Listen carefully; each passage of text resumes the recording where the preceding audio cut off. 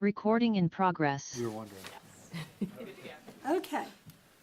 Good evening, everybody, and welcome to the Brevard City Council regular meeting of February 17th. I just want to say I really appreciate everybody that has come out here this evening in support of local government. This is absolutely fundamental. This is where things start here in the city. And I also want to welcome everybody that is watching the live stream on the computer. I want to start by introducing everybody that is sitting up here. To my far right, we have our city attorney, Mac McKellar. Next to Mac, we have Councilman Lauren Wise. Next to Lauren, we have Councilwoman Pamela Holder. Next to Pamela, we have Councilman Mac Morrow. I'm Mayor Maureen Kopoloff. To my immediate left is our city clerk, Denise Hodgson. Next to Denise is Mayor Pro Tem and Councilman Gary Daniel. And usually seated next to Gary would be Councilman Aaron Baker, but he is not able to join us tonight. And on my far left is our city manager, Wilson Hooper. All right.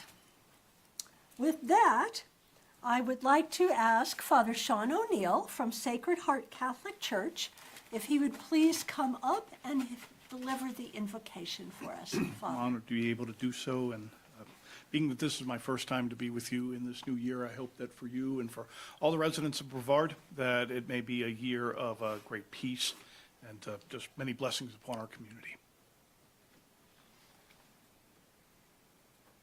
Dear Heavenly Father, who gave one origin to all peoples and willed to gather from them one family for yourself, fill all hearts, we pray, with the fire of your love, and kindle in them a desire for the just advancement of their neighbor, that through the good things which you richly bestow upon all, each human person may be brought to perfection, every division may be removed, and equity and justice may be established in human society.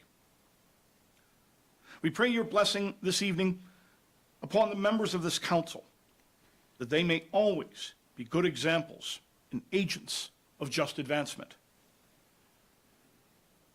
On this President's Day, we pray for President Donald Trump, that he may govern as one prompted by divine charity to fulfill what divine justice requires. Bless these council members today and each day, loving Father. May we shine forth as a prophetic sign of unity and concord amidst a world torn by strife. We ask all this in the name of your divine power. Amen. Amen. Thank you, Father Sean. Can you tell us a little bit about Sacred Heart?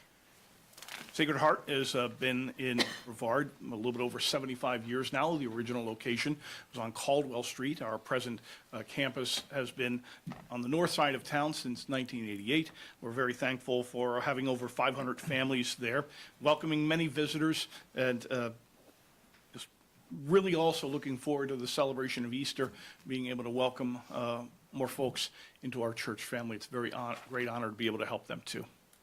And I think you have a couple of really sort of unique efforts that you do at the church. Don't you also host the Jewish community? Yes, certainly with the Jewish community. It's been wonderful to have a partnership with them. And also, I'm very grateful for the work that we have on an interfaith capacity with different churches and religious organizations here in Brevard. So it's wonderful to be able to continue that too. I must also thank everyone for helping to drop off relief supplies. As with our fellowship hall, we didn't have any damage to the church, and we were able to use it as soon as we could for the sake of having a bit of a warehouse for supplies that were needed in the area. So we're grateful to be able to participate in that, and many blessings upon the benefactors we have here in town and elsewhere who are able to help the needs of people here. We were very fortunate to have not only our community, but our faith organizations do such an incredible job during that time of need. Indeed.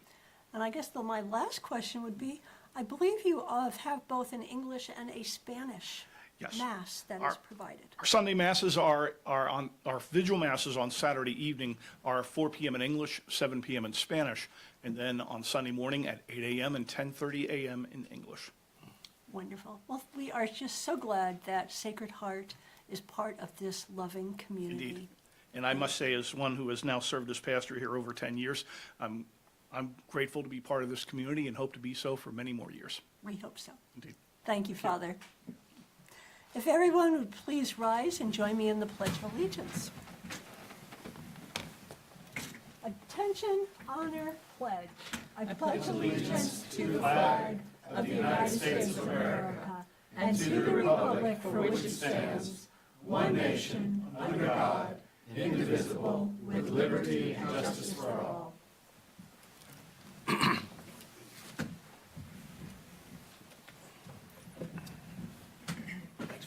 Okay.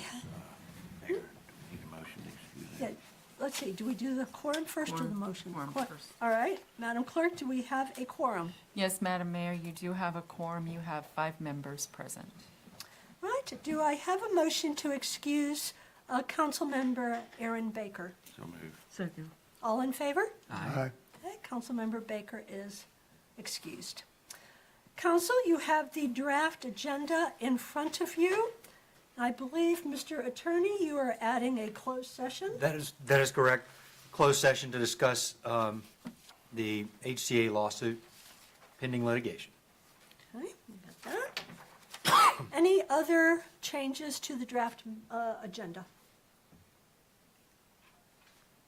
Okay, hearing none, do I have a motion to approve the agenda as amended? So moved. Second. All in favor? Aye. Okay, the agenda is approved. Council, you got the draft minutes of the February 3rd, 2025 regular meeting. Are there any corrections or changes to the minutes? Do I have a motion to approve the minutes? So moved. Second. All in favor? Aye. Okay, the minutes are approved. We will move on to public comments.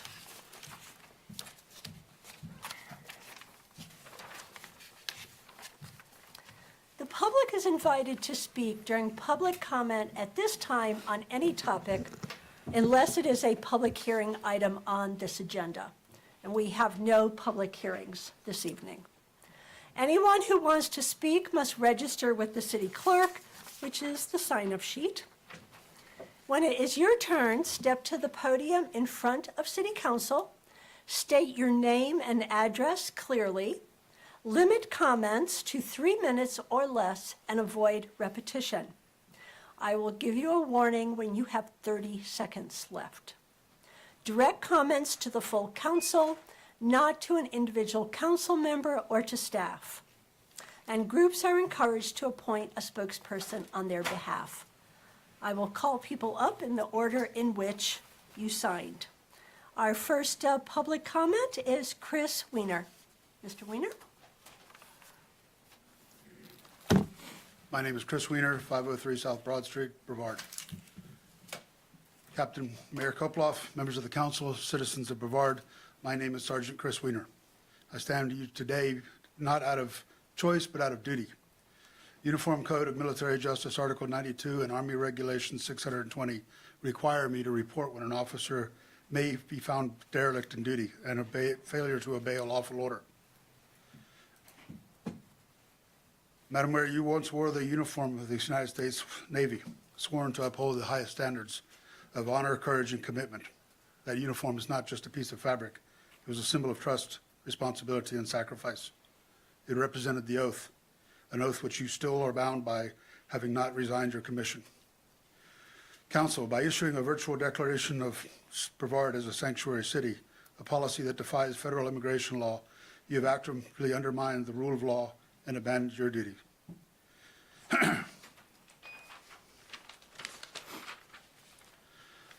U.S. Code 1324 makes it a federal crime to harbor and shield illegal aliens from detention. Sanctuary policies like the one that Brevard has signaled place personal and political interest above the security of the American people. What's moreover is that these actions face undue risk of millions of dollars of federal funding that our city relies on to support critical programs, law enforcement grants, infrastructure funding, educational assistance, public safety initiatives, all depend on compliance with federal law.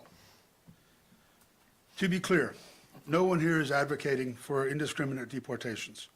A fair and just immigration system requires a criminal-only deportation approach, ensuring that those who commit violent crimes, drug trafficking, or fraud are removed from our communities.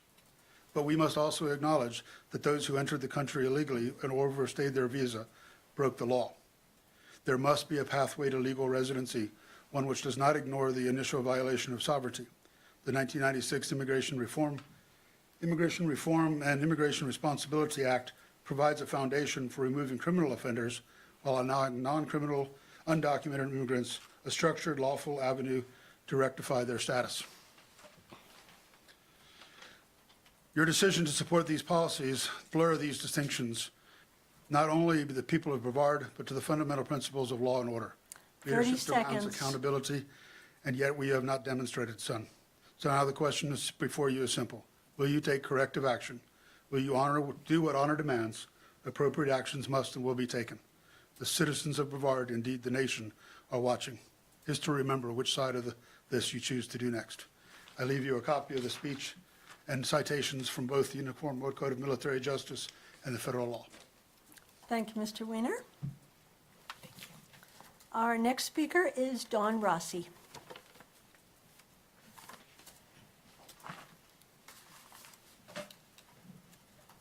Good evening, Mayor, City Council members, and fellow citizens.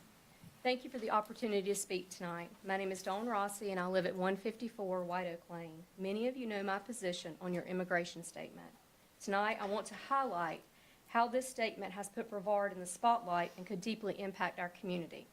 Small towns like ours thrive on trust, hard work, and strong sense of community.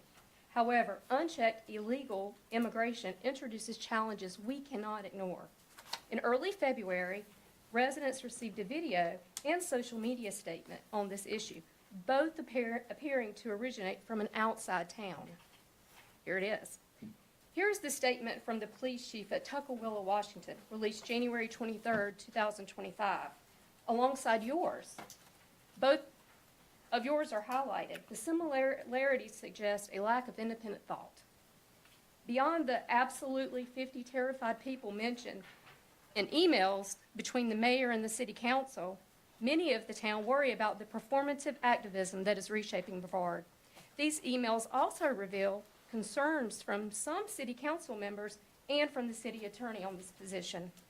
If Brevard is on a path to become like Tukwila, a city of 20,000, ranked among the top 5 most dangerous towns, recently declaring a state of emergency, we must take this very seriously.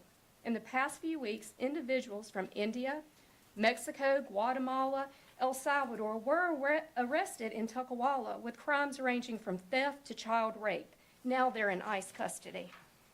This is not about race or nationality. It's about the rule of law, fairness, and our town's well-being. Legal immigration strengthens America. We know that. But ignoring illegal immigration weakens security, strains our resources, and erodes trust. Small towns are America's backbone, built on faith, family, and hard work.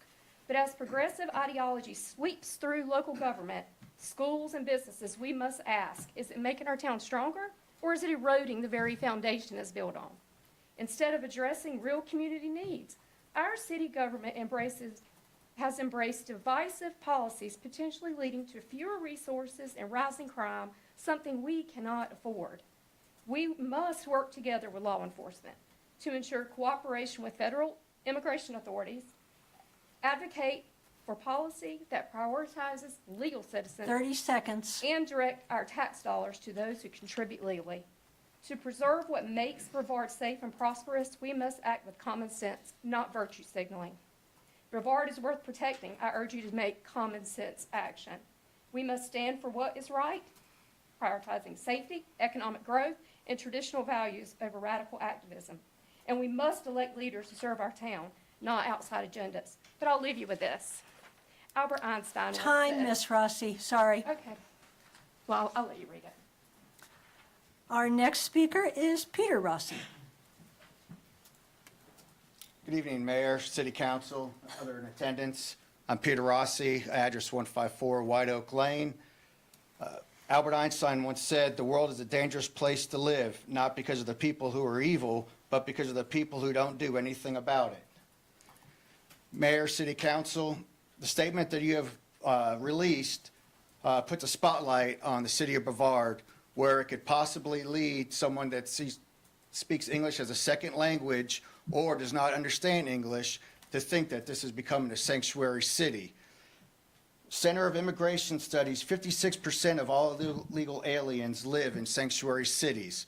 It is a well-known and documented fact that these aliens communicate with each other and allow each other to know where to go for sanctuary cities. Migrants in North Carolina cost us $3.1 billion. It works out about $779 per taxpayer. Majority of all these people are very good people, hard workers, and are an asset to the community.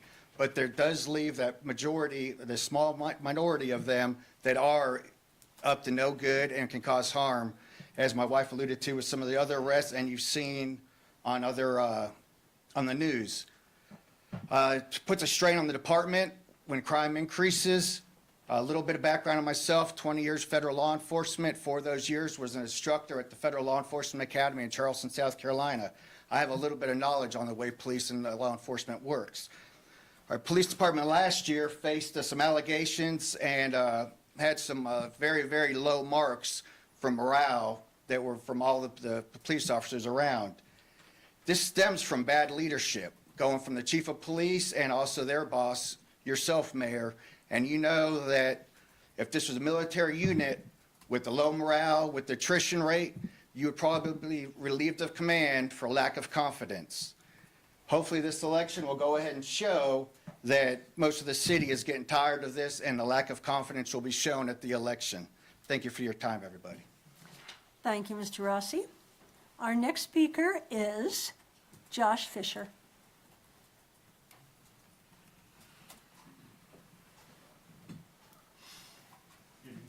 Good evening, Council. Good evening, Mayor and everybody. I don't know if you missed me since the last meeting, but I'll probably be here at every single one until we get stuff done. Tonight, I want to talk about censorship. I don't know who's in charge of the police department's Facebook page, okay? But I have not been able to comment on it. As far as I know, that is a violation of the First Amendment. Other people can, okay? I'm going to read a couple things to you guys. It is considered a violation of the First Amendment for a government agency to block someone from commenting on their Facebook page, as can be seen as censorship of viewpoints, particularly if the blocking is based on the content of the comment and not just technical issues. Now, if there's threats or harassment, that's different. Everything I've said has been truthful, okay? I've not made a physical threat towards anybody. There's no reason to have me blocked from that, okay? It's also considered, their government's Facebook page or any social media page is considered a limited public forum. So what I'm asking you guys tonight is to look into that, and if you guys find that you agree with me, to have that unblocked as soon as possible. If you don't, and I find out further, Mr. McKellar, then I will have to retain legal counsel for my First Amendment rights. Not trying to do that, but I have a right, just like everybody else does, to express how I feel. Okay, you guys may not agree with it, but that's the way it goes. Obviously, you can hear the rest of the people that spoke tonight. That was part of what I was going to talk about. I guess I don't need to because the rest of the cities here are talking about it. You know, you guys might not say it's not a sanctuary city, but that's how you portrayed it. Okay, that's how a lot of people take it. If you guys, I can guarantee you, if you don't retract your statements or say something that's not how you meant it, a lot of you guys will be voted out. I can guarantee you that. The citizens are not happy. You saw the backlash on the Facebook page. Also, when you guys made that, there was a lot of comments that were deleted from citizens. We have screenshots of it all. I do want to personally also thank Mr. Wise, though. I've gained a lot of respect for him and his viewpoints, and so I wanted to personally say to you, I apologize for stuff before. Ms. Holder, you know I respect you, and Mr. Baker's not here. The rest of you guys, all you do is you sit there, you stare, you don't. I understand you guys can't comment, but it doesn't even matter what the public says. If you disagree with them, it goes in one ear and out the other. So I urge you to look into the First Amendment and see why I've been stopped from comment on your police Facebook page. Thank you. Thank you, Mr. Fisher. Our next speaker is James Carley. Good evening, members of the council. It's nice to see you again today. I wish to commend the declaration in support of our immigrant residents and neighbors and friends. I'm a big welcome guy. I'm a big hospitality guy. I used to live, I was from North Carolina, but I lived in New Jersey in an apartment complex that had people from over 120 different nationalities. It was called Ivy Hill in Newark, New Jersey, Brick City, Valesburg, if anybody knows it. And my wife and I were one of the very few normal white Americans, and we had a building full of old Russian and Ukrainian ladies, and some of the greatest serenity I experienced were some of the Muslim men who prayed at the masjid in the basement, and I just derived this great sense of peace. Everywhere I go and every time I interact with foreigners, I look into the eyes of people who are yearning for peace, safety, freedom, opportunity that all of us experience. And just to walk you through what some of the good book says, Exodus 22:21. Do not mistreat or oppress a foreigner. Remember that you are foreigners in Egypt. Leviticus 19:33 through 34. Do not mistreat foreigners who are living in your land. Treat them as you would an Israelite, and love them as you love yourselves. Remember, you were once foreigners in the land of Egypt. I am the Lord your God. Deuteronomy 2:7 through 19. I can keep going, but you get the point. The Bible and the Christian faith and all the ancient faiths are very clear of the importance of showing hospitality and welcome to foreigners as angels of God. And I am a firm believer in that spirit of hospitality, and I do not believe that any of our neighbors should live in fear of anything. We are human beings who desire the same things, and by the way, the foreigners commit crimes at far fewer rates than native-born Americans, and they also make the cuisine pretty good. I would encourage everyone in our community to exercise compassion and grace and find within you that sense of hospitality that exists within all these people as souls, many of whom have been forced to flee conditions which have made where they came from inhospitable, some of which is because of American actions in their homelands. But that's for a whole separate conversation. I wish to support the council and your statement and to encourage all of us to just see the individual behind the eyes in the Spirit of God and that soul yearning for peace. Thank you. Thank you, Mr. Carley. Our next speaker is Paula Hartmanstein.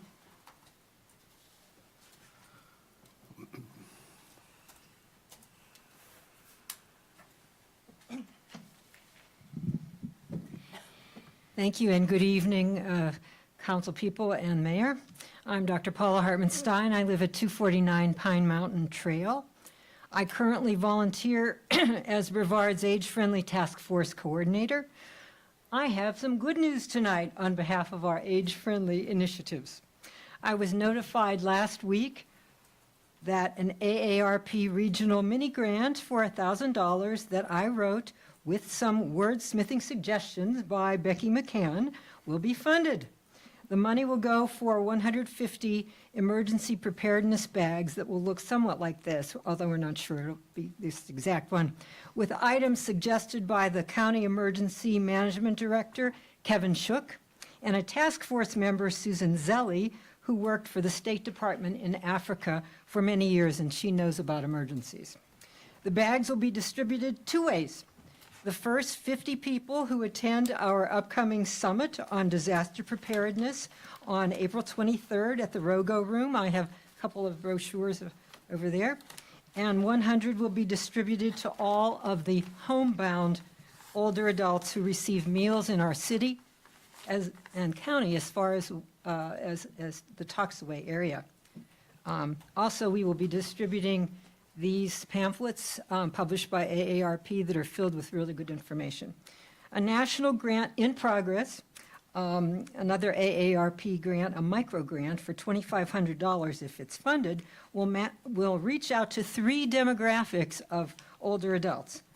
Those across North Carolina in hurricane-prone regions who are digitally savvy and go to websites for information, and to local locations in our city and county where harder to reach older adults go to socialize, and those places are in progress. I'm working on that.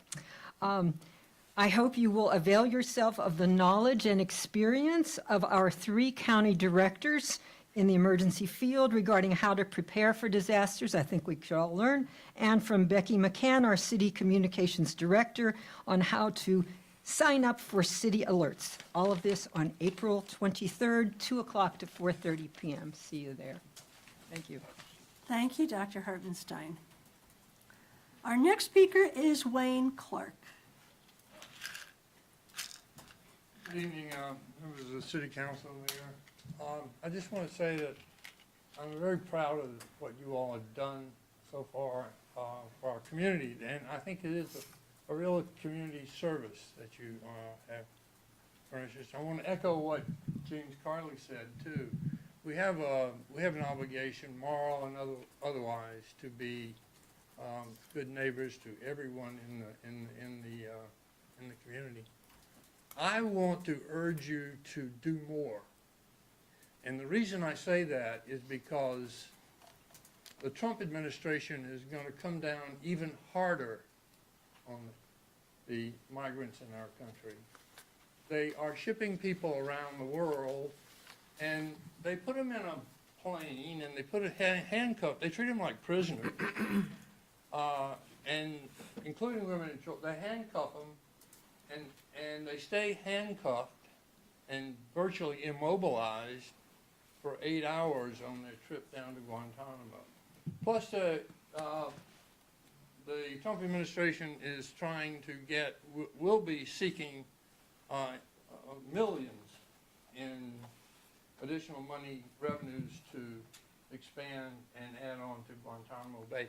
And the facility down there was set up for prisoners. It wasn't set up for migrants.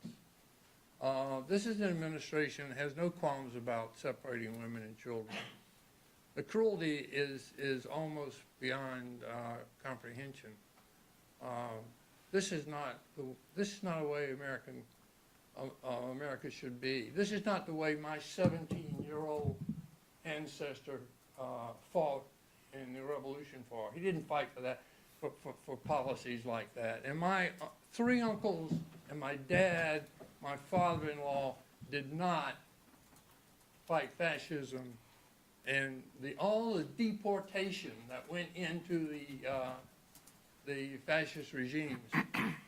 And we know about all that. We know about the 11 million people who died during World War II. My ancestors and yours too probably didn't fight for that kind of a country, and we don't need to go down that path again. We need to be aware of what happened then, and we need 30 to be seconds. very much aware that it can happen again. So let's do what we can. Let's look ahead, and let's see what else we can do to protect these vulnerable people. Thank you. Thank you, Mr. Clark. And that is everyone that has signed up for public comment. All right, we are going to move on, and we are moving on to special presentations. This evening, we have our priority setting retreat prologue that our city manager, Wilson Hooper, is going to present. Mr. Manager? Yes, ma'am. And I could talk for a while, but you told me to be quick and concise, so I'll only talk for 10 minutes while my colleagues pull up a few of my slides on the screen here. So as you alluded to, Mayor, my remarks this evening are the kickoff to your priority setting retreat in 3 weeks. Since the retreat is only 1 day, the facilitators have agreed that some work that's usually done during the retreat needs to be done beforehand, including the presentation of my remarks. In the week to come, the facilitator will also send you all some homework to do beforehand so that we can use most of our day on the 7th actually discussing and setting our priorities. My remarks here are intended to talk about some of the things we've accomplished over the past year, but also to talk about the environment right now so that you'll have a sense of what's going to influence our work in the year to come. And in the weeks to go before the retreat, I'll reformat this information in a way that matches the facilitator's format and add some additional financial information that I want you to have before the retreat and send to you so that you can have it as a reference on the 7th. Before I get into the meat of my retreat, I want to acknowledge out loud something that I think we all know in our hearts but don't say publicly quite enough, and that is most of the city's resources are dedicated to providing our core services. So all those things that keep streets cleaned, the garbage picked up, the water flowing, so forth. That constitutes both the majority of our financial resources and our human resources. And so I want to acknowledge all the city employees who work to provide those and whose work often goes unnoticed. They are the heart of this organization. I mention them now because they deserve as many shout outs as we're willing to give, but also because I'm not going to talk much about them here during my remarks. I'm going to talk about more strategic things. So just before I got started, I wanted to let everyone know that the work of those employees isn't forgotten and that they're responsible for the bulk of what we accomplish as an organization. All right, now I'm going to get into a few of our accomplishments on each of last year's priorities. And the mayor is also going to give a summary of our accomplishments for the year during the retreat, so I won't try to step on her very much. And I'll try to breeze through these because we'll go over these again. Goal number 1, and these were in no particular order, if you'll recall. Goal number 1, community safety. We moved our police to a new facility. We've implemented our first cadet program. We completed the evidence room audit. We're about to start our organizational assessment and change management strategy. We received and deployed our new Brevard Fire Department rescue truck, and we're monitoring the county level discussion on revisions to the fire department funding model countywide. Goal 2, infrastructure investments. We've completed Times Arcade Alley and the bulb outs on Main and Jordan. We made hay on fixing some of our worst hazards on downtown sidewalks. We wrote our RFQ for the Stormwater Master Plan, and we'll post it on the street soon. And prior to that, we actually had Land to Sky doing some preliminary stormwater work in preparation for that RFQ. We solicited for, selected, and began our work on the wastewater treatment plant professional engineers report with KCI. That work is progressing nicely, and they updated the Public Works Committee last week, which was covered well in the Tea Times, so thank you, sir, for covering that in the Tea Times. RFPs for the water treatment plant and pump station improvements are either on the street or are going to be on the street here in the next few days, and we're expecting bids to come in for those soon. Next up, economic vibrancy. This was the one that we probably didn't accomplish as much as we wanted to on. The goal that was listed in our retreat summary last year called for us to work on creating an economic incentive policy. We didn't do that per se, but we did make the deal with Pisgah Labs, the terms of which I think will translate well into an economic development policy once we get there. We've been advocates for recovery grants rather than loans for businesses that were impacted by the storm, and we expanded the social district a few weeks ago. And then perhaps tonight we'll waive fees for sidewalk permits for downtown businesses at their request. Those latter two acts were done to promote downtown merchants and ensure that they remain economically vibrant. Goal 4, housing. I've got my clicker too here, Becky, I can do. Thank you, though. Though it won't turn out like we hoped, our work with the Presbyterian Church gave us the template and the experience to build those kind of partnerships in the future. We've thoughtfully saved our housing money to use to support a project, like perhaps we'll do a little later tonight. We took out an option to purchase on the Azalea Avenue property, and we have correspondingly shifted DFI's support from the Presbyterian property to the Azalea Avenue property. We applied for pro-housing twice and didn't get it, but we've got a plan B that will roll out to you here eventually. We loosened our housing regulations to support recovery, and we have contributions to projects in the works with both Habitat for Humanity and HAC. Goal 5, community partnerships. This one only listed one target as well, and that was to change our our model for putting on festivals. I'll cite social district expansion again. That was probably the main accomplishment we made in this area. And of course, we continue to support Heart of Brevard, who carries the water on festival organization here. Goal 6, efficient, high-quality organization. We're in the midst of upgrades to our technology system that our technology provider required that we do to stay on as a customer. We're working to update our timekeeping system to more accurately track our employees' hours. We reconfigured our city hall space to try and better accommodate our growing staff. We passed an updated purchasing policy, and we upped our game with regard to external communications. And then finally, connected transportation network. We've made safety improvements to our network system, mainly on Probart Street, but a few small improvements in other places as well. We've made lots of behind-the-scenes progress on Estateau Trail, which Paul and his crew did a good job reviewing at Parks, Trails, and Recreation a month or so ago. So if you want more detail, I'd recommend you refer back to his presentation from that meeting. We're far enough along in the design of the Acoustic Trail to see it take shape. And over the past year, we established and started work with the ETAB 2.0. And we're far along with deciding which trail amenities we want to focus our resources on. We've made negotiating with the state on various trail-related matters, including, in my opinion, most notably the Rosman Highway crossing and enhancements to the R5800 project that are designed to make it function better as a trail. Okay, I breezed through that because I wanted to get to this next part, which I think is more important.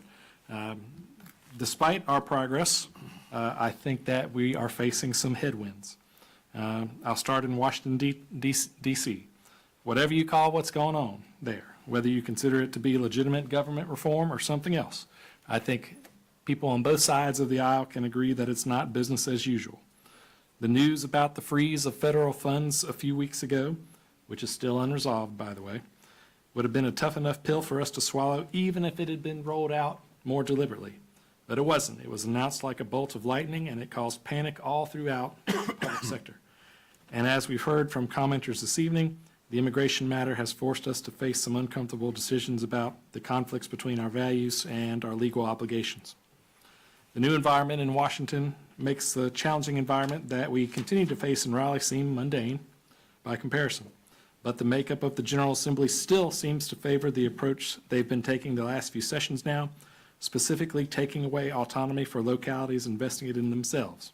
We all know about the recent bill that stripped us of our power to downzone, which, by the way, I want to give a shout out to our representative, Mike Clampett, because he's co-sponsored a bill to reverse that bill. But the General Assembly has exercised their dominion over us in more subtle ways as well. For example, due to the budget situation, they're unlikely to continue handing out earmarks like they did 2 years ago when they gave us $13 million for utility stuff, which is much appreciated. But the new approach means that places like us that need financial support will have to get it using existing state programs. That sounds pretty benign on the surface, but you got to understand that particularly for utility grants, one of the big criteria is that they want to give those money to projects that consolidate utility systems, which means our projects will have a harder time competing for those funds. Because consolidation is tough in our area, not just because it requires us to make hard political decisions and perhaps give up some of our autonomy, but because it's physically and from an engineering perspective very difficult and expensive to do. If the state makes grant money to us contingent on merging with Rosman, for example, I think we could work out an arrangement with them, but the cost of the pump stations and the infrastructure that would be required to have a full integration with their utility system would be astronomical. And I can't imagine the state would fund that much. There's a bright side, though, in Raleigh. Even though both sides haven't agreed exactly on how much they want to give for storm recovery, they all agree that storm recovery for Western North Carolina is a top priority. And so I think that tap is going to stay open a little longer. Likewise, both treasurer candidates this last cycle, with Briner being the one who was elected, espoused an outlook regarding the retirement system and public finance that seemed to be more favorable to local governments than that which was held by the last treasurer. All right, closer to home, there are a couple of local variables that I think will challenge us in the year to come. The first is revaluation. While that's not a bad thing per se, it's always challenging to navigate because it delays when you can project your property tax revenue. In a normal year, we'd have our ability to estimate our property tax rate right now. But because the revaluation is going on, we got to wait another few months to have that projection. And in a time where there's a whole lot of other variables at play, it just would have been nice and comforting to have that number now. but instead, we're going to have to wait till late March or April. And even when we do get that, we're going to have hard conversations about whether we want to do the revenue neutral rate, stick with our existing rate, or something in between. The second variable closer to home that I think is going to impact us are effects of the storm, many of which are still unknown. Fortunately, I think as an organization, the city of Brevard is going to come out the other side not much different. Our damage has largely been repaired and was minor compared to other towns. The expenses that we incurred as an organization will likely be fully reimbursed by FEMA's Public Assistance Program. And for some unknown reason that we can speculate on, but I don't know the reasons for, our sales tax collections have stayed pretty strong.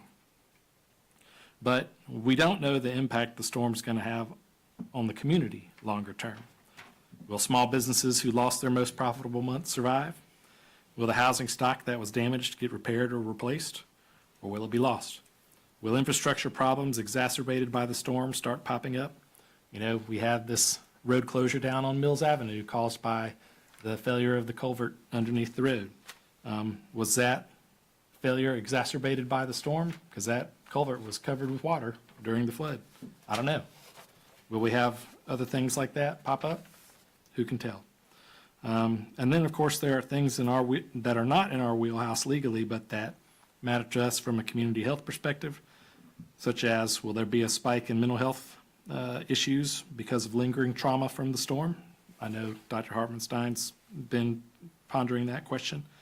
Will kids, even those that didn't lose anything in the storm, suffer setbacks from all the school that they missed? It was almost a month they were out of school. What will the healthcare environment look like in a few years ago as more firms come in, but HCA changes its profile? And then, of course, finally, although I'm optimistic about the state of our organization, we do indeed face some organizational challenges. Our police department is still short-staffed, and we do have some cadets in BLET, but they won't be ready for another 6 months or so. And I hope our organizational assessment will help us come up with the answers to some of these challenges. We're going to have leadership changes at the wastewater treatment plant and the fire department here in the next few weeks. Beyond that, our contract with Heart of Brevard, its expiration is on the horizon, and so I think we got to review what that's going to look like going forward. And I think based on what the conversations at the last few downtown master plan committees have sounded like, it sounds like we might need to take a second look at the downtown master plan and make sure it's still what we want going forward. And then, of course, the composition of this council might change in November. And so there's a lot of possible changes on the horizon. And then shifting attention to non-people things, this building is becoming inadequate. Our fleet is aging, our infrastructure is aging, and even though we're updating some of our technology, we are still behind the curve. We are not on the cutting edge of technology. So lots of challenges. But I'm not all doom and gloom. In addition to the accomplishments I went over earlier, I think we are finally at a point internally where we can keep momentum going and make a lot of progress. For example, for the first time in ages, in our professional departments, administration, planning, finance, we're fully staffed. We got 2 new talented people, David and Selena, who give us the capacity to do things we couldn't do before, including some of the things you'll see later on tonight's agenda. Last year, we added a position to our utilities maintenance team, and they're working more efficiently now and making hay on utility maintenance matters. Organizationally, our compensation and benefits are competitive. We've had a number of employees in admin, public works, planning, and finance that have been recognized by various industry groups in the last year or so. And not to be forgotten, you all are a well-functioning board. You're not paralyzed by conflict like some that I've read about across the state. So all in all, despite the challenges that I mentioned today, I think that we're in a pretty healthy spot as an organization. So that concludes my remarks today. As I said, I'll repackage this content into a different form and send it to you for your reference prior to the retreat. And you will probably get the agenda for the retreat and your homework exercises in a week. So be on the lookout for those. Thank you, Mr. Manager. I will open it if council has any particular questions. Mr. Daniel? I look forward to getting the package. I have no questions. Mr. Morrow? Same here, and the sooner the better. I'll Pamela? try to have some by the retreat. Thank you. Appreciate that summary, and same, I'm looking forward to the agenda and getting this retreat going. All right, thank you. We will move on. Next on our agenda is the consent and information. The following items are on the consent agenda. 1, the tax settlement report of January 2025.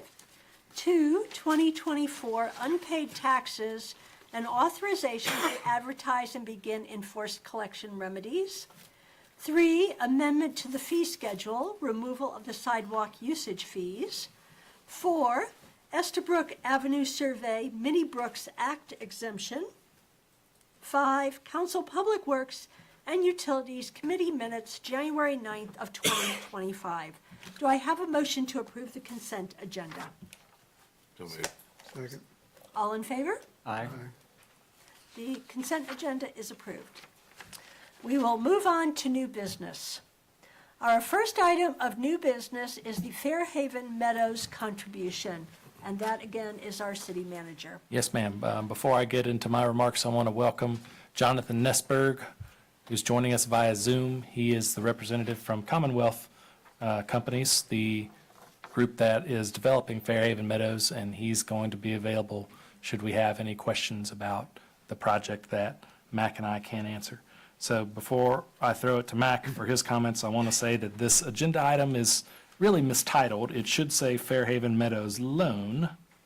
That's an important distinction because the legal and procedural steps that we must take are different for a loan and a grant. And in fact, I want to throw it to Mac so he can talk about some of the legalities of this matter before I say anything else. Okay. Well, I just wanted to, since this has been a topic, it's been in the newspaper, I just wanted to clarify a couple of things. First off, the state of North Carolina, Constitution of the state of North Carolina does in fact have a clause in it that requires any monies that are expended on behalf of the public or taxpayers to be spent for public purpose. And that makes sense. It seems like it would be logical and makes sense. But the North Carolina Supreme Court in the 1930s determined that providing affordable housing to persons of low income is quote, one of the first duties of a civilized and Christian state is to aid the poor, unfortunate, and the orphan. And so therefore, I almost consider it an obligation to provide and work for affordable housing as municipality and as a local government. Now, I will say that the county does have different regulations, different requirements than a city does. We are encouraged to follow that provision of the Constitution requiring aid to the poor, unfortunate, and the orphan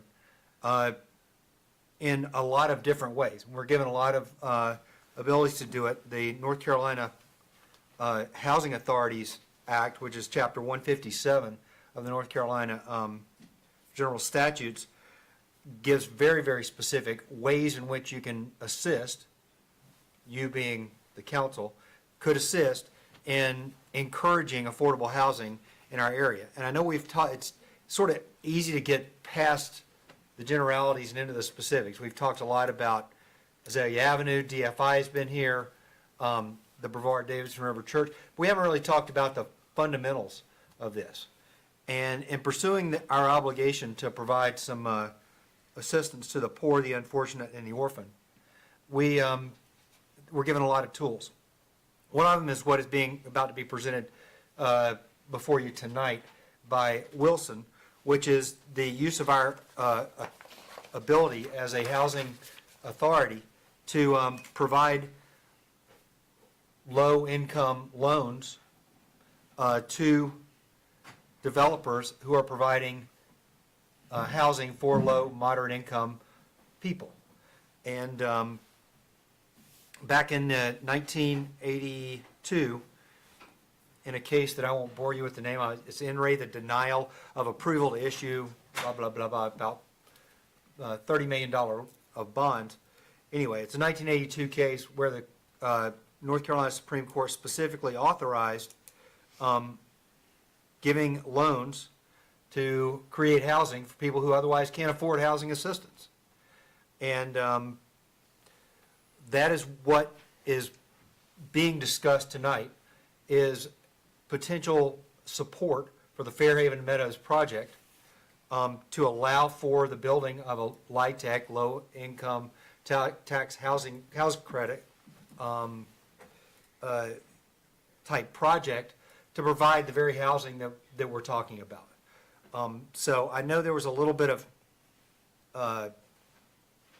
question about that arising from an earlier meeting this month, but I wanted to clarify that from a legal standpoint, this is well within the ability of the council to do, and that a low-income loan, which would be as opposed to a grant, which would be a clear, which would be giving without any way to get back, the loan is clearly allowed because we are assisting in the provision of low to moderate income housing, which is well within our wheelhouse.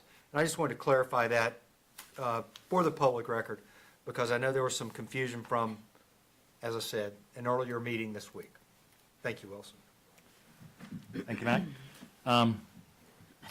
This project has a number of additional funding sources, the main one being its low-income housing tax credits. It also has home grant funds that were awarded to it by the Asheville Housing Consortium.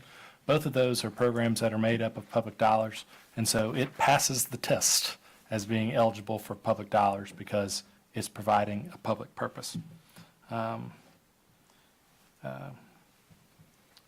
And the staff report has that information and a little bit more history of the project within it.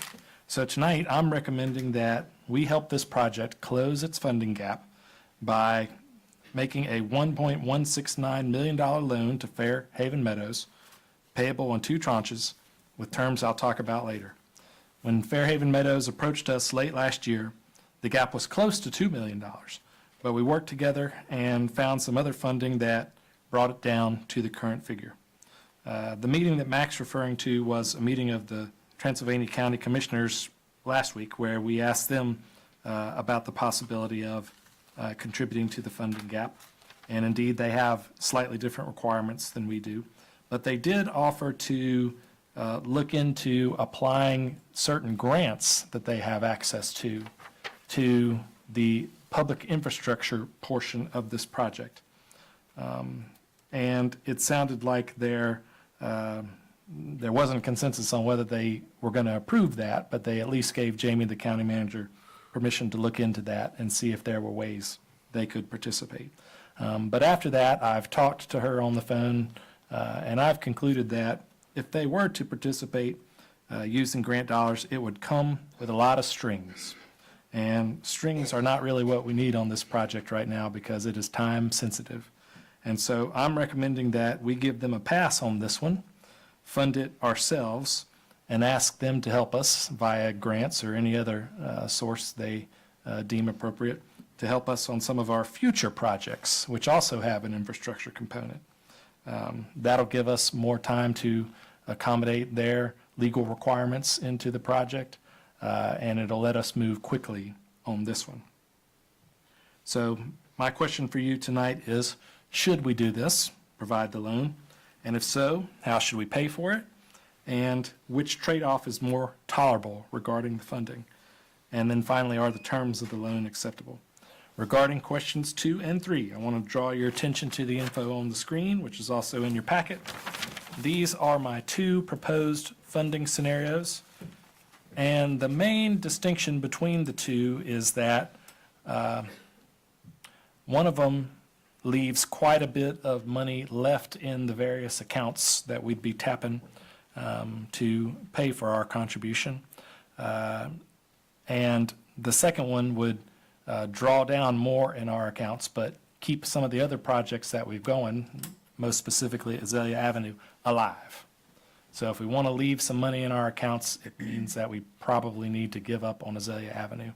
But staff and I are recommending option 2, which is the draw down more but keep Azalea Avenue alive option, because we think that that is a project that has promise. And if we gave up on it now, there'd be a lot of sunk cost. We've paid for the architect to do renderings. We've paid for the geotechnical work. We've paid for DFI. We've paid for 4 months of a 6-month option. And so I don't think we want to sink all those costs. And so we are recommending option 2. But whichever option you choose, the funding sources are the same. It just changes how much we draw from each one, depending on which option you choose. The Housing Trust Fund you know about. I don't think I need to describe that very much.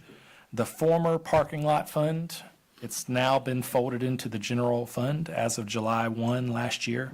But that is $200,000 that the city received from the sale of the city camper property, which is reserved for downtown parking studies or the creation of off-street parking.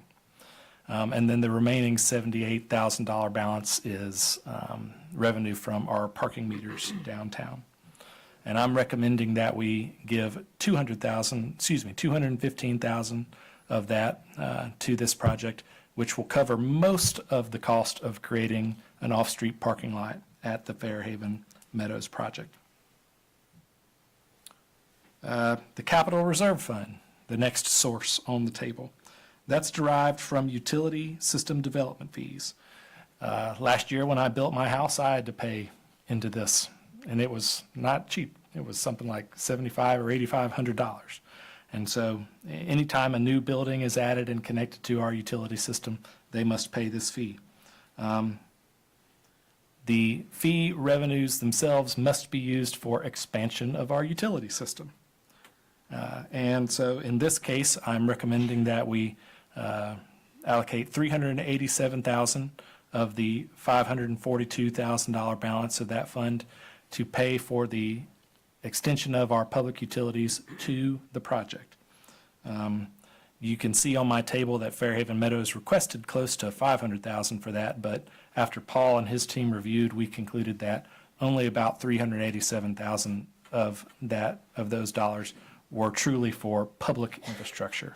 So for example, the cost of boring underneath the highway to connect the property to our existing utility lines, building fire hydrants and other public infrastructure on to the property that we would own once the project is completed. And just FYI, the jack and bore underneath the road, although it will primarily serve this property, it will also open up the properties on either side to connection to our system. And so it serves more than just the project itself. And then finally, the sale of properties. The 3 properties in question have a combined value of $226,000, but we have no idea what they will bring on the open market. One of them's been appraised, and so it has an appraised value, but 2 of them were using the tax value to establish their value. In the option that I'm recommending, option 2, we would budget conservatively and only require $42,000 out of a potential $226,000 of the proceeds from the sale of this property. And the one that I think would sell for that much is 3150 James Street, which of course we pondered giving to one of either Habitat or HAC last year, but we paused that because there was a title issue that has since been cleared up. And so that property is now available for disposition. It was deeded to us with the condition that it's be used for affordable housing. And so I think that we would meet that condition if we sold it and applied the proceeds from the sale to this purpose. And then when we sell all 3 properties, whatever we make in excess of the approximately $42,000 we need to meet this budget, we'll just pump right back into the Housing Trust Fund for other projects. So on your table, I've brought an updated resolution and some new documents for your review.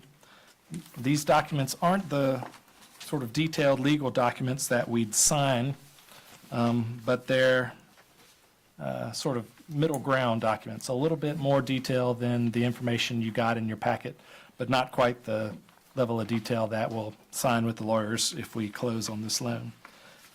But the reason I wanted to hand them to you is because they contain an example of what the loan document might look like, and then also the terms of the loan that I need you all to approve today. The term of the loan would be 20 years, and the reason why it would be 20 years is because that is what the Asheville Home Dollars, that's the term of that loan as well, and since they are giving more, we can't require that our loan get paid back quicker than theirs. The interest rate would be around 1%. Now, whether it's 1% compounded per year, compounded over 20 years, or whether it's a one-time 1% payment, we haven't negotiated with Fairhaven Meadows yet, but it'll be 1% paid somehow. And then, of course, the balloon payment for the total value of the loan will be made upon maturity, which is 20 years from the date of the loan. It would come, as I said earlier, in 2 tranches. That's good for us because we get to keep $600,000 of the loan amount in our bank account for another year and benefit from the interest income that it earns.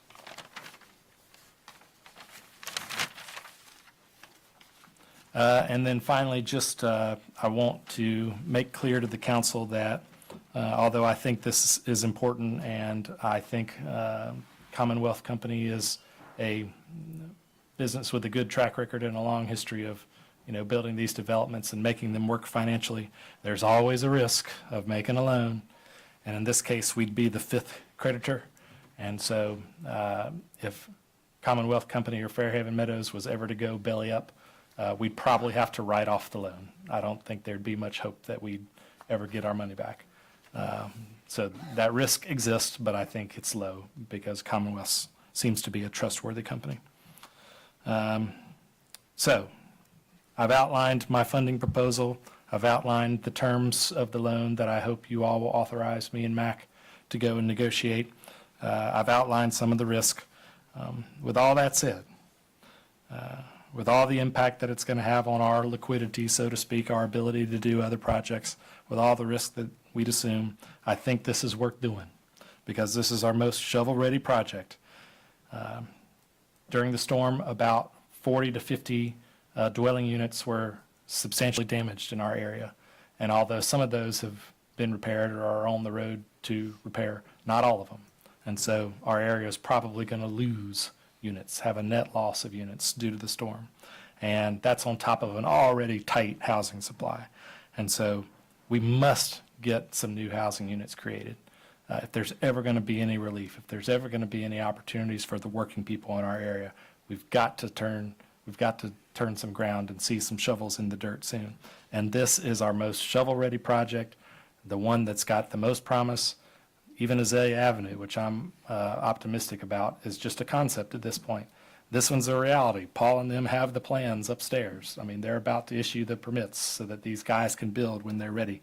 And so, despite all the risk and challenges, I think this is something that we got to do. And so, I'll throw it over to you all to see whether you agree with me or not. And if so, if you agree with my funding option and the terms that I've offered.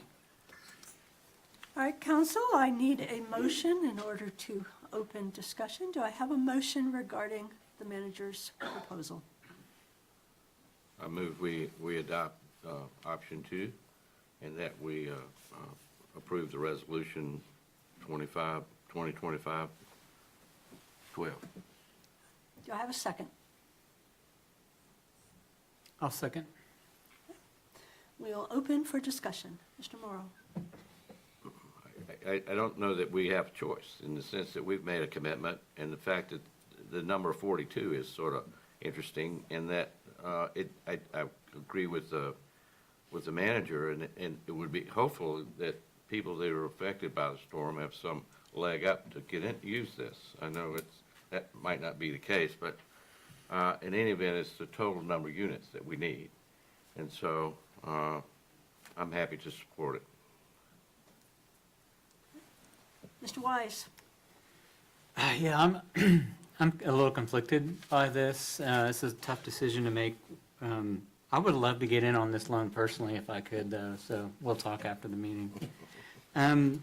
I think that we need to actively attack any opportunity we have to increase housing in our community. And while I'm uncomfortable with depleting our housing trust fund to the extent we would need to, I think it's more critical, and we have a civic and moral responsibility to create housing for as many people as we can. So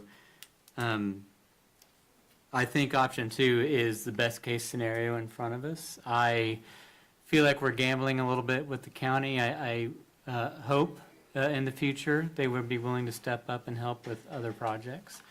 I was at the meeting last week, and it did feel to me that at least 3 of those commissioners were positive about infrastructure aid. So let's give them the credit they deserve on that. But yeah, like I feel that the housing issue is so critical that we need to roll the dice a little bit on this. Ms. Holder? I agree with Lauren. You know, this is one of the issues that was big for me as I considered even to come to this place, and that is affordable housing. I guess borrowing money just makes me nervous altogether. My first question would be how to replenish it.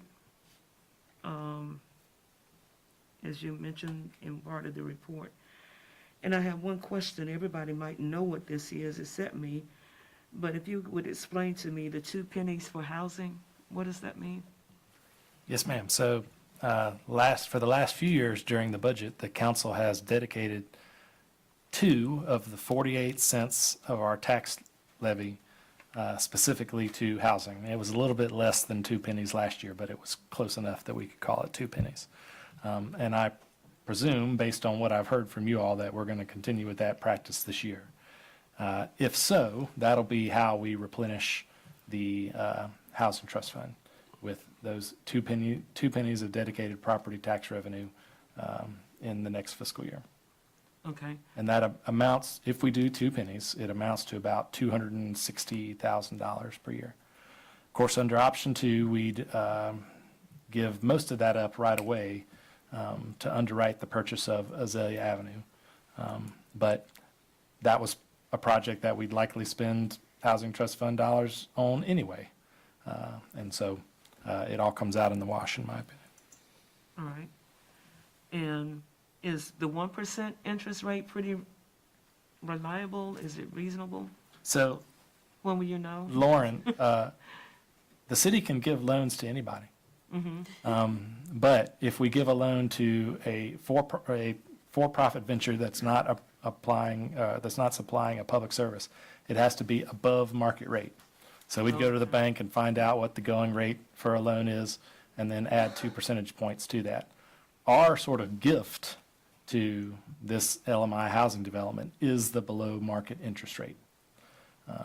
So 1% is, just a number that we negotiated with Commonwealth is something that would keep them honest, but would be low enough not to mess up their other financing sources.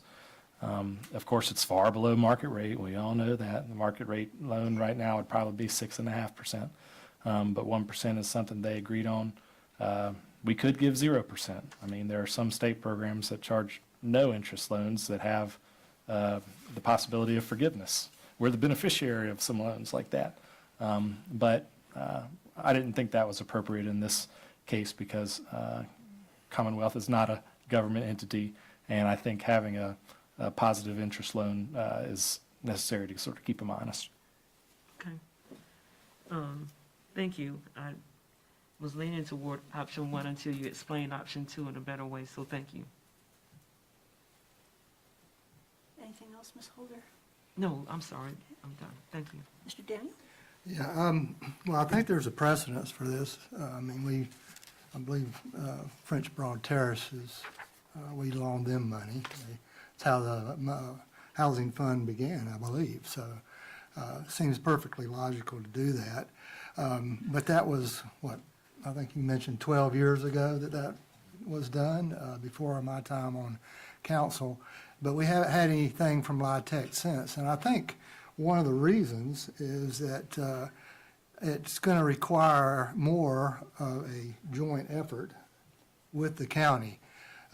Counties all around us are having affordable housing built using LIHTC funds, and we're not. And we need the housing, and it's going to require, it's not something, we can do this once. We can't continue to do this. We're going to have the help and the buy-in of the county. And to those who say that, we're not in the housing business, my response is, who is? Who is going to take care of this? And I think it's got to be us, because the market is not going to take care of it. That's how we got here. The market created this, and this is a way that we can help. And I agree that I think option 2 is the better one. It does deplete the funds, but anybody that's had any conversations with me often about finances know that I feel that government should take your tax money and use it well, and not put it in the bank and store it away. So I feel like this is a good option. It will push us back with our funding. I have one concern. I would not have agreed to, personally, to doing away with the Azalea Avenue project. I think that's important. But I also want to be clear about the Cashers Valley Road property. Is that the property that have been talking to housing assistance? Thank you, sir, for giving me the opportunity to make a clarification. No, it's another Cashers Valley Road property on the other side of the street, near the Tannery North property. A little under 1 acre, but no, it's not the one you're thinking of, which is on the hill on the north side of the street. So that property, we're not abandoning that project either? No, sir. Okay. That's because I feel like Azalea Avenue and this housing assistant they're our projects. They're things that we're initiating and that we're working on, and I don't want to stop that. This project here is being brought to us, and I think it does have a great deal of meaning for our community. And with those understandings, I would support option 2. Any other discussion, council? All right, then I will call for a vote. All in favor of approving the resolution and going with option 2? Aye. Thank you. Okay. We like Me to too. really build the suspense. So, excuse me, council, so some final comments. Be on the lookout for a couple of ministerial actions that we'll need to do to execute this. The first will be to do the appropriate budget amendments to reallocate the money per the options that you just approved. And the second will be to declare those properties surplus and to authorize staff to put those on the open market. And so you'll see those here in the weeks to come. All right. Thank you. We will move on to our next item of new business, which is the Times Arcade Alley change orders and funding gap, I believe. Whew, I'm talking a lot, but I got more to say. So I previewed this one last week, and so here it is back before you. There's sort of 2 distinct matters at play here. Actually, Emily, if you could bring up the PowerPoint again. And then once we go over that, yes, if you'll go to that picture there, thank you. 2 separate matters at play here. Approval of funding for some elective change orders that's required from you per our policy. and filling a funding gap caused by an unexpected decision from NCDEQ. First, the change orders. Like I said in my previewing remarks last week, your approval is required since emergency change orders from before put us over the project budget that you previously approved. The change orders come at the request of some of the property owners along the alley in the hopes of adding further protection against water intrusion on their foundations and basements. Before I explain further, I want to remind you of two things. Come spring, the contractor will already be out there fixing the pitch of a couple of the concrete panels, not any of the ones pictured here, but you can make out in that picture a couple of concrete panels. They're going to be out there fixing some of those anyway that were installed incorrectly, and that will be at their expense. And the change orders that I'm going to ask you about tonight do not include the ones we talked about at Downtown Master Plan Committee a few weeks ago regarding the Jordan Street bump out. Those will come at a later time. So I've got a few images up on the screen to try and describe the change orders that are before you here. I wish my little cursor was working, but it's not. This is the Lucy Clark, the side of the Lucy Clark Gallery on Main Street. And you can see the little pocket park or parklet that we've built next door to it. It's got a planting area that right now is just mulch, but will eventually have some plantings in it. We held off on those to get through the holiday season, and now we're holding off on them until we get approval of this change order. This change order would dig a trench near the foundation of that building and add waterproofing to the foundation to try to prevent water intrusion into the basement and foundation of that building. One of the previous change orders was to add the curbing you see along the arc there to try to prevent runoff from getting into the foundation and basement of that building. But the request now is to add some waterproofing elements to prevent the moisture and rainwater that goes directly into the planting area itself from getting in there. So that's change order number one. Change order number two would be to, and I have to describe sort of why this is necessary. So if you, let me orient you here. This is the patio of Square Root, particularly the far right portion of the patio, which serves as their ADA access into their restaurant. There is a table there just off screen there to the left, but it's also the access to their service alley. And in that service alley, a lot of the downspouts from the surrounding buildings drain their water into this alley, and then it comes down the Square Roots ramp and flows out into our new alley behind that post with the handicap sign. Now, why is that nuance important? Because since it flows out behind the post, it misses the drain. And when it misses the drain, it flows up against the side of the Pratt Home, I think that's it, Platt Home building there. And so the other change order we're requesting is to dig up a little portion of the Square Roots ramp there and add another drain that would be oriented perpendicular to the one that's already installed with a grate similar to the one you see there that connects to the underground drain of the installed grate. And so we hope that that would catch the water that comes down from the alley and dump it into the drain where it belongs instead of having it flow just to the side of that grate. And so that's the second change order that we are requesting you consider today. All right, moving on. I'm going to go back to the picture here. So that's the first matter. The second matter is the funding gap.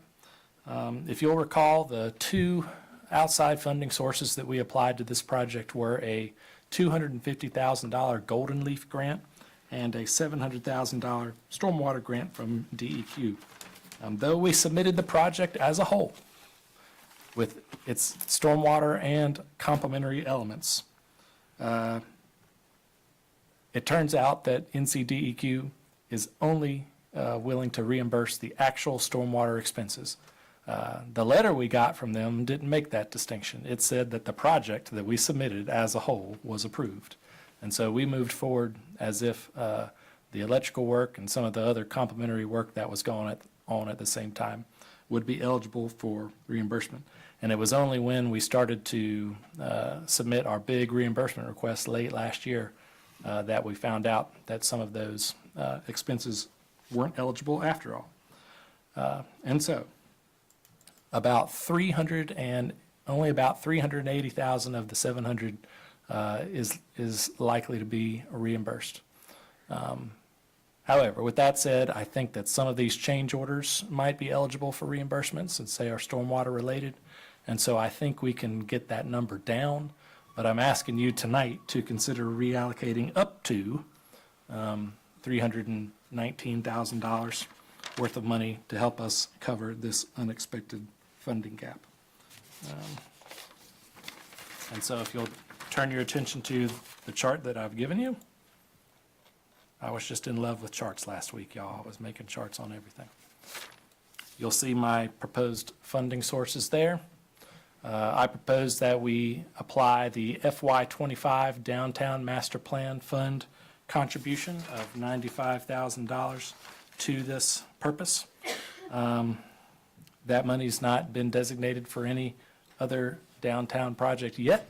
And since this is part of the Downtown Master Plan, a significant part of the Downtown Master Plan, I think it is logical to apply it to this purpose.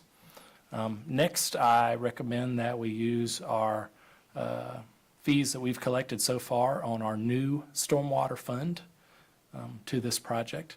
We had planned on using those to pay for our stormwater master plan, but the storm and some other factors have put us behind on that, and so I don't think we're going to need to pay for that in the current fiscal year. I think that we'll be able to arrange the payments for that so that we're not paying until FY26.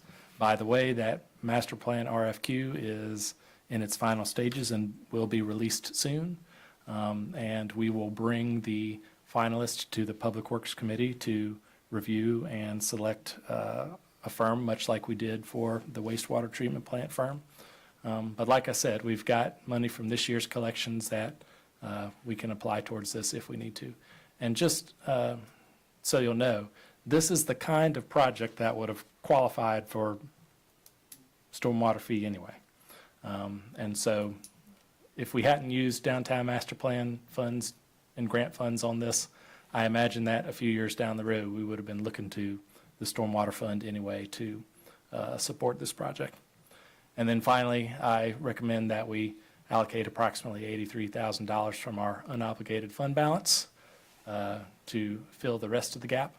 And if you agree to reallocate all three of those sources, that will give us enough money both to cover the funding gap and these change orders. If you're wondering, $86,000 from the unobligated fund balance leaves us with 1.512 million still in there, above our 25% minimum threshold. So all told, that account is between $4 to $5 million, but you all only want to spend what we have above 25% of our general fund operating fund, which at the moment is 1.6, and so this would only bring that down to about 1.512. So that's my recommendation. As I said, if you approve it as presented, it'll fund the change orders and the funding gap, and we might not need it all. We're still negotiating that, and if I get good news from the state, I'll be happy to convey that to you. And the one additional nuance that I want to say before I be quiet is that the budget amendment that's in front of you tonight is only for the $95,000 and the approximately $11,000 reimbursement that Al Platt himself is contributing to the project to pay for the paving of his parking area. It does not receive the 194 or the 83. We'll have to bring that back to you at a later time if you approve this. That's all I have to say. All right, council, I need a motion regarding the resolution to approve the change orders and the alternate funding sources for the Times Arcade Alley. Do I have a motion? So moved. Okay, do I have a second? Second. All right, we'll open it for discussion. Mr. Morrow, any questions? No, the fact is, we've got the 1.5 still remaining, that's good. But this is a project we need to finish. Mr. Daniel? Yeah, could you bring the picture back up of the side of the Platt building? Not that one, down the alley, that one. The first thing is that I'm not sure what is going to be done by the general contractor as far as fixing concrete, but the project here was to deal with stormwater. This sidewalk slopes to that building. The water runs down the alley and misses that drain entirely. And so I have a small thing is the wording on item 6 is request by Platt Properties. Well, I know that I personally have discussed this with staff. There's a design flaw there. There's a $23,000 bill to fix it. As a retired general contractor, I'm becoming more and more amazed that, this is something, if I had done that, I would have to fix it. I would have to pay for it. So I don't understand why we are paying the $23,000. It seems that, it's not a big ask in the scheme of things, but I'm baffled by it, and I just would like to have a better understanding of that. There have been several issues on this project that fit this same criteria that I've sort of resolved those for myself. But this one, the water shoots out onto the Jordan Street sidewalk, and in the winter, it's going to become a hazard. So it's dangerous. And why was it, I feel like something was missed here. And I'm not sure why the city is being responsible for that. So I feel like by saying that it's a request by Platt Properties, sort of kind of removes the actual responsibility of this. The responsibility is it should have been done differently. So there's that. The other thing that as a chair of the Downtown Master Plan Committee, I'm seeing $95,000 come out of our fund when I got this packet without any discussion. I understand the need, and I'm sure there's not much, too many options there. I understand that. However,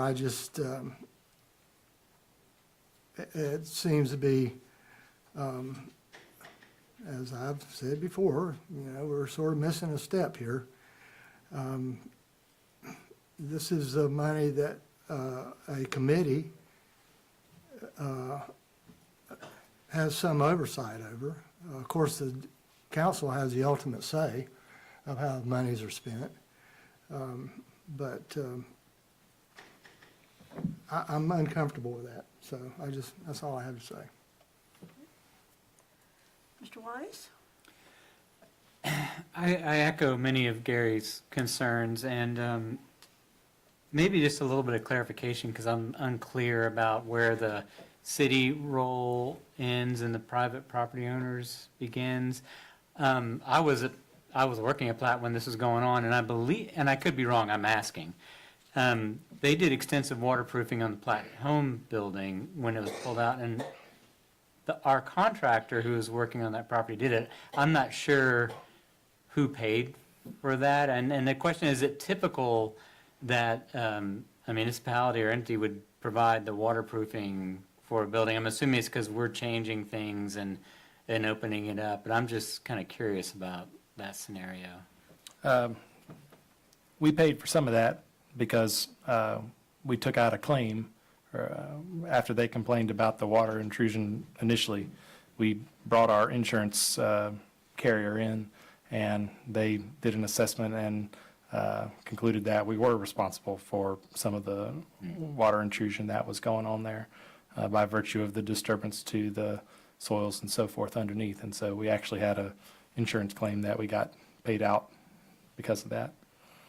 And kind of piggybacking onto that, why wasn't waterproofing done when it was all open at the gallery? I mean, I'm assuming that there's a water issue that is happening now after maybe we can look at the picture, if I understand it correctly, not that one, yeah. There's an intrusion issue currently after the work's been done. Was that caused by the new work, or was that existing? We added the curbing. We thought that would be sufficient. But apparently, Paul, they've still been having some intrusion issues down there in the basement of Lucy Clark. Yes. Okay. And we're responsible because we went in there and messed with it. Well, before we changed the configuration, this was all paved. Yeah. It was all hard surface, and so the water ran away from the building. And it was only after we created this condition that the potential for drainage from the planting area existed. That's aggravating. I'll also say, just going back to Jordan Street, I mean, this is no one's fault in this building, but that's an obvious one. Like putting that drain there, the engineering, I mean, that's an engineering issue.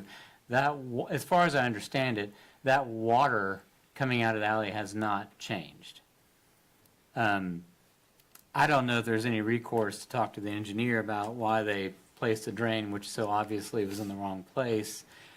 But that one is just such an obvious miss. I mean, I remember looking at that water years ago and seeing where it came out, and certainly an engineer could do the same. So I don't know. I honestly don't know what the answer to that is, except for I feel like there's multiple problems with the engineering on this project and the construction. And maybe it's a live and learn type of deal, I don't know, but I did want to bring those up because both of these change orders feel like they could have been prevented. I'm getting out over my skis here because there's probably some engineering talk that I can't do justice to, but many of the issues that we've identified on Jordan Street were caused because the utility environment there underground is so tight and so compact, and the pitch of the road, which crowns right there at the exit of the alley, sort of works against us. And so there were some compromises made in order to try and fit all the things that we needed onto that confined site. That's all I have. Ms. Holder? I agree with what Gary and Lauren are saying, and it helps me to see my hesitancy, which is why I hesitated to second, but we needed the discussion. I don't remember talking about this in the downtown master plan meeting, and I know I missed one meeting, but if we didn't, I don't know if we're past that point or not, but to be fair to the process. And I wanted clarity, and I think I got that as far as who is responsible for it. I feel like we're paying for the same thing twice. And so maybe to identify the responsibility and have that person or persons to share the cost or absorb the cost. Because again, my question would be, how do we reconcile this at the end of the day?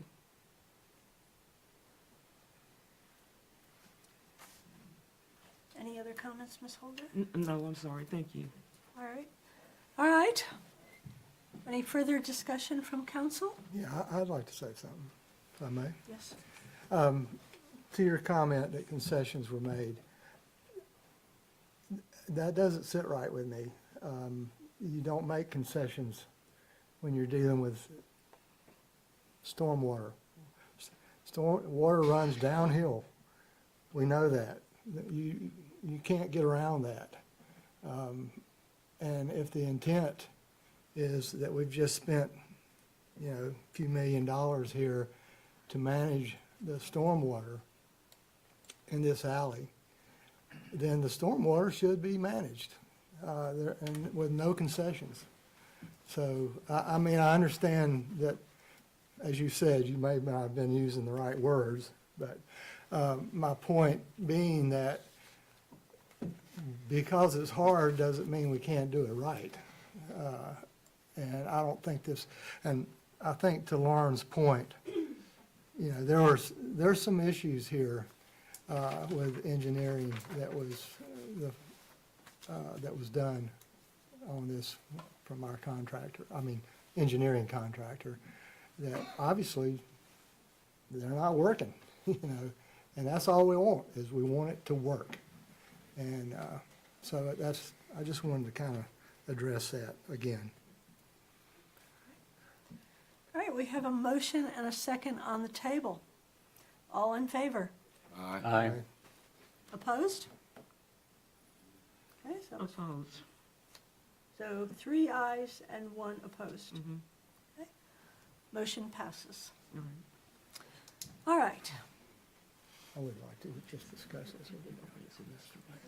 Our next item is the City Hall Building Envelope Inspection Designer Approval.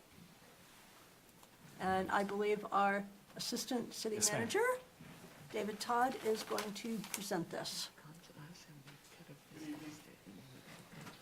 Our city council building has served us well for a long time. It's currently made up of 3 different buildings of 3 different ages. You guys hear me okay? Is that better?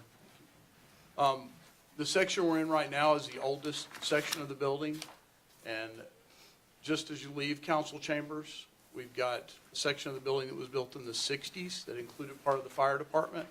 In the 80s, we did an addition. And all of these currently have some problems related to water intrusion. So depending on how hard a storm we get or what direction the wind's blowing, we get water in the building. And that's led to some other issues related to either indoor air quality or just moisture in the building that we've needed to get out. So per North Carolina General Statute 143-6431, we as a public entity are required to follow a North Carolina law referred to as the Mini Brooks Law, where North Carolina adopted the federal law known as the Brooks Law, which requires us to hire professionals. I just want to read a little piece of this. It's easier for me to read it than to say it. I'm going to kind of abbreviate a little bit of it, but it's public policy of the state and all public divisions and local government units to announce all requirements for architectural, engineering, surveying, and construction management services at risk, and to select qualified firms to provide such services based on a demonstrated competence and qualification without regard to fee, and to thereafter negotiate a contract with those services at a fair and reasonable fee with the best qualified firm. If a contract cannot be negotiated with the best qualified firm, negotiations with that firm shall be terminated and negotiated with the next best qualified firm. So what we have put on the street right now is a request for qualifications for engineering firms to come in and help us inspect this building and determine where the water intrusion is coming from.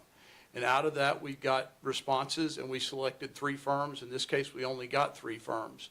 But we would select a minimum of 3 firms. We interviewed those firms. In this case, all 3 firms were qualified. So we are recommending that council delegate to the manager the ability for us to reach out to these firms that have been recommended in priority order and begin negotiations with the number one recommended firm. If those negotiations are successful, we believe we get a fair and reasonable fee for this work, then we would enter into a contract with them. If not, we would go to the next most qualified firm, try again. If not, we would go to the next most qualified firm. So we believe the cost for these services will be in the neighborhood of about $20,000. From that, we hope to get a list of deficiencies for the building with associated cost estimates that we could then decide what we need to do and what we don't need to do. And, you know, looking at those, keeping in mind the longevity of the building, what our future use might be, how long we intend to be in this facility. So tonight, that's what our request is that the firms that have been recommended to you in the resolution, that those could be, the authority could be delegated to the manager, that we could begin negotiations with those firms and then start an inspection shortly thereafter. All right, do I have a motion concerning the resolution to approve the recommended firms and delegating the authority to the manager to begin the negotiations? So moved. One second. Okay, we'll open discussion. Mr. Wise? You probably said it, and I don't remember. When was this built, or the main building? Well, the main building was built in 67, which is 67. kind of from this door to the first couple of bays of the fire department. Yeah, I mean, I agree with all that. The thing that'll kill a building the most quickly is water damage, so let's get her buttoned up. Mr. Daniel? Well, we obviously have some issues that need to be looked at, so I think we should.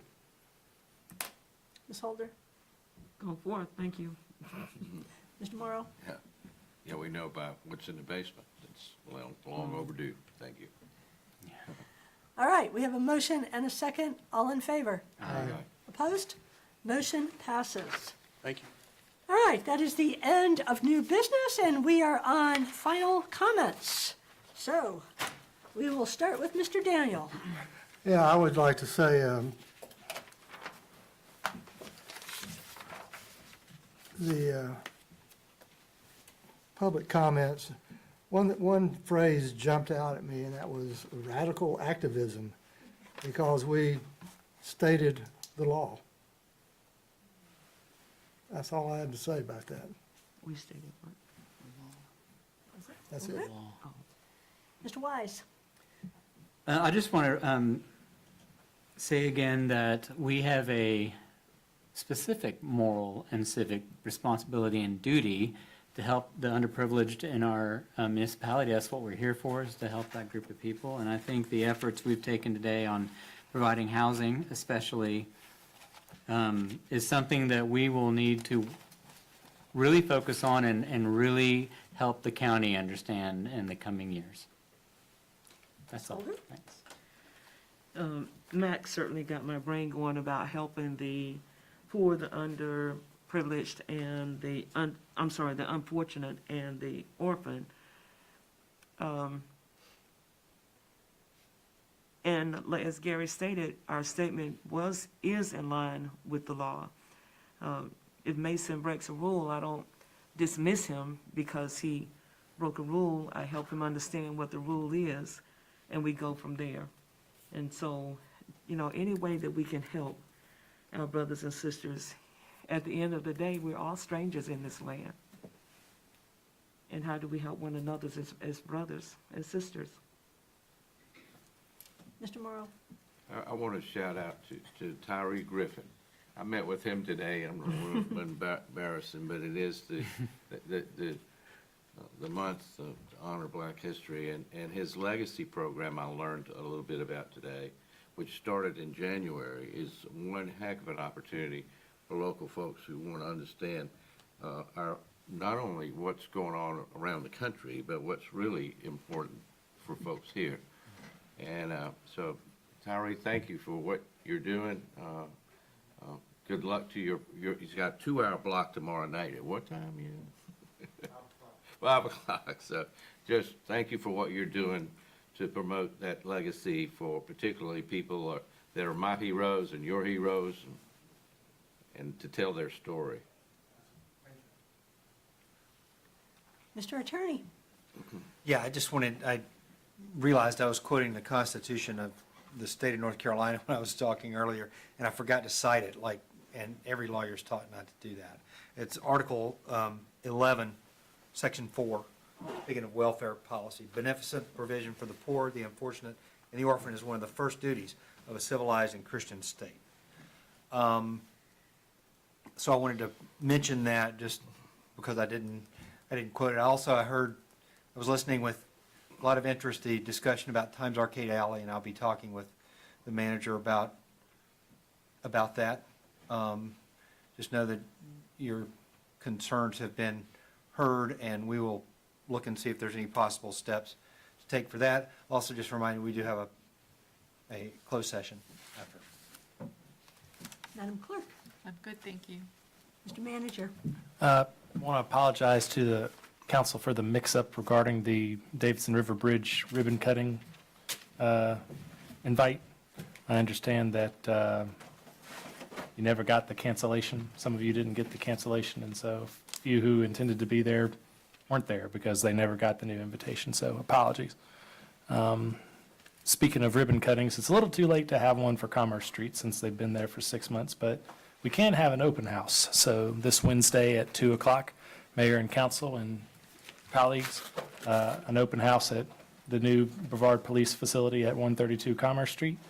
Please come by and check out the new facility and meet some of our men and women in blue and hear about their experience there.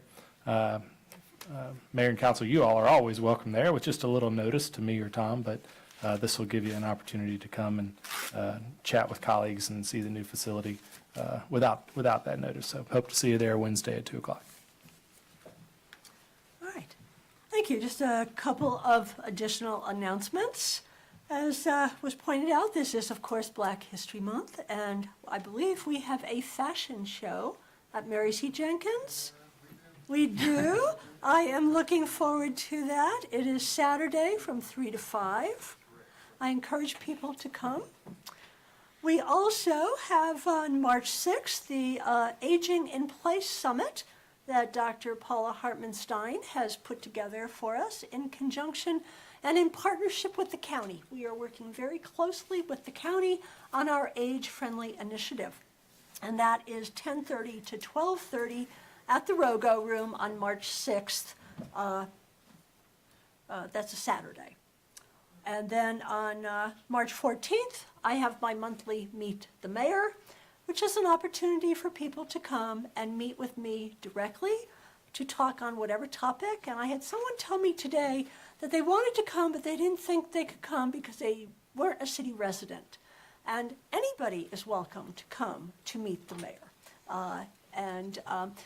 And finally, I just want to say that I am extremely proud of our city. I am proud that we stand firm for the values, the moral responsibility we have to all of our citizens and to what is really the moral foundation of this country. And we have shown that in our statement regarding the law enforcement and immigration. There was nothing new. There was nothing other than clarification and reiteration to make sure that we had clarity for a group in our community that was confused and frightened. And it is, in my opinion, the responsibility of an elected leader to try and deal with that kind of fear and to make sure the facts are out there. And that is what we had the courage to do. And I am proud of council, and I am proud of the stance that we took.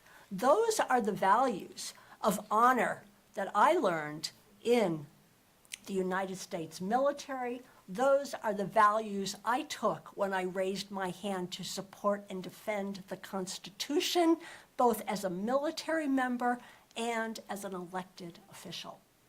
And I am also proud today that we had the courage to stand behind what we said was our priority, and that is to make sure that we are providing housing for those who need it the most. And this council deciding to go forward, even though it's expensive, even though it's going to impact us, tells me that our values are absolutely consistent. We want to make sure that everyone has decent, safe place to live. And so I am again extremely proud that we stepped up. This is the first housing project in over 12 years. And we've worked hard to get it where it is, and we'll continue to work hard on it. And we've got 3 or 4 more that we're working on. But once again, our job as elected leaders is to take care of everyone in this town and to be there and to move forward with the policies and the fiscal decisions that we have done tonight.